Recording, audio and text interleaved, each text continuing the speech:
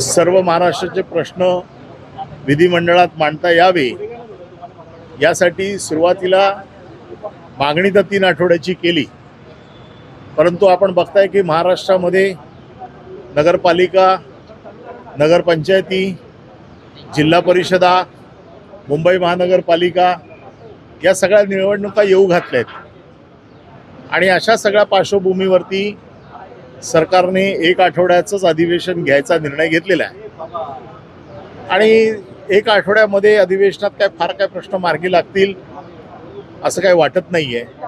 परंतु ज्या विदर्भासाठी हे अधिवेशन विदर्भामध्ये घेतलं जातं, किमान विदर्भाचे प्रश्न तरी प्राधान्याने मांडले जावेत आणि विदर्भातल्या लोकांना काहीतरी या अधिवेशनातनं मिळावं अशी माफक अपेक्षा आम्ही आज केलेली आहे। त्याचबरोबर 1च आठवडा अधिवेशन असल्यामुळे मी विनंती केली की जी काय आश्वासनं सरकार देते, जी काय आश्वासनं मंत्री देतात, ही काय मंत्री पूर्ण करत नाहीत। म्हणजे केवळ आश्वासनं देण्यासाठी अधिवेशन असू नये, तर जी काय आश्वासनं दिलेली आहेत ती पूर्ण करावीत। कारण आश्वासन समितीकडे देखील कित्येक विषय असे आहेत, त्यांच्याकडनं आम्हाला उत्तरं येत आहेत की कुठलंही आश्वासन पूर्ण झालेलं नाही।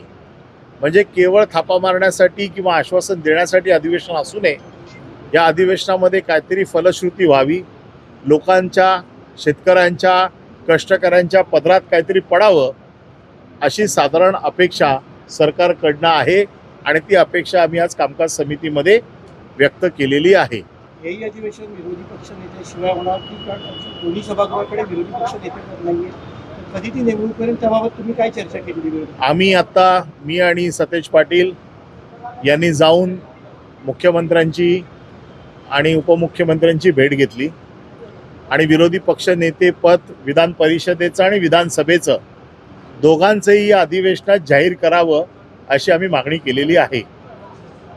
मागच्या अधिवेशनातच म्हणजे सुरुवातीला सरकार ज्या वेळेला आलं त्यावेळेला खालच्या विधानसभेच्या वतीने आम्ही विरोधी पक्षनेत्याचं नाव शिवसेनेचं दिलेलं होतं, काँग्रेस पक्षाच्या वतीने विधान परिषदेमध्ये नाव दिलेलं आहे।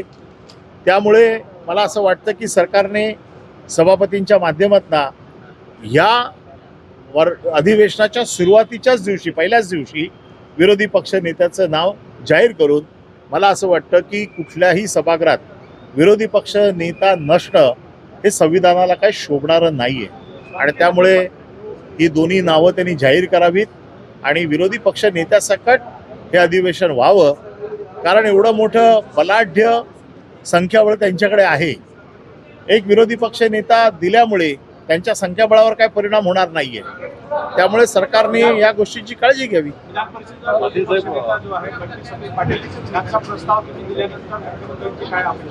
मुख्यमंत्र्यांनी सांगितलं आम्ही सकारात्मक विचार करतोय। आता सकारात्मक विचार पहिल्या दिवशी कळेल आम्हाला।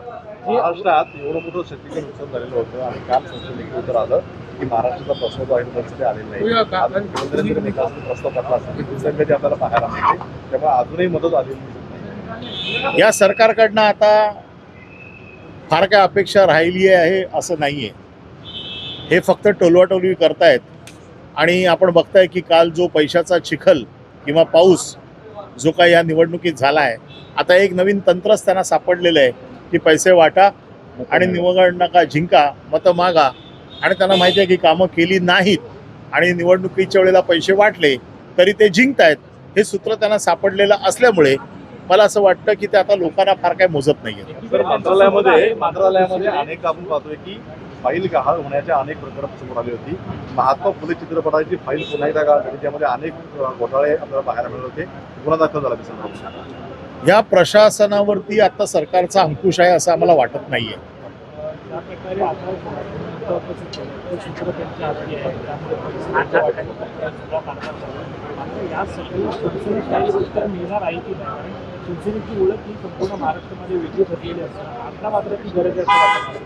नाही, आता विषय असा आहे की एखाद्या आंदोलनामध्ये शिवसेना स्टाईलने काम करू शकते, परंतु पैसे वाटण्याच्या कार्यक्रमामध्ये शिवसेना येऊ शकत नाही।